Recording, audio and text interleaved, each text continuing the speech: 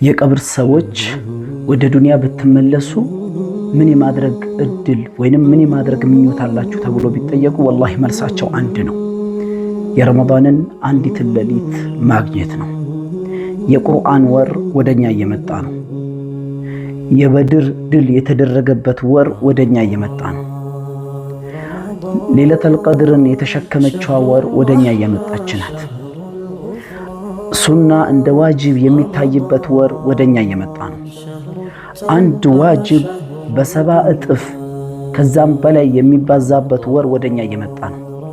በእያንዳንዱ ሌሊት አላህ ባሮቹን ከጀሃነም ነፃ የሚልበት ወር ወደኛ እየመጣ ነው። ዱዓ ሙስተጃብ የሚሆንበት ወር ወደኛ እየመጣ ነው።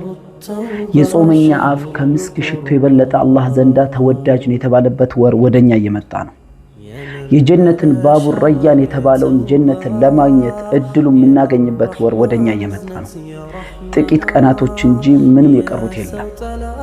ብዙ ሰዎች አሉ ረመዳን አፋፍ ላይ ደርሰው መጨረሻቸው ቀብር የሚወርዱ፣ ረመዳን አፋፍ ላይ ደርሰው እስር ቤት እንዲጾም የሚደረጉ፣ ረመዳን ጫፍ ላይ ደርሰው ሆስፒታል አልጋ ላይ እንዲተኙ የሚደረጉ ብዙ ሰዎች አሉ።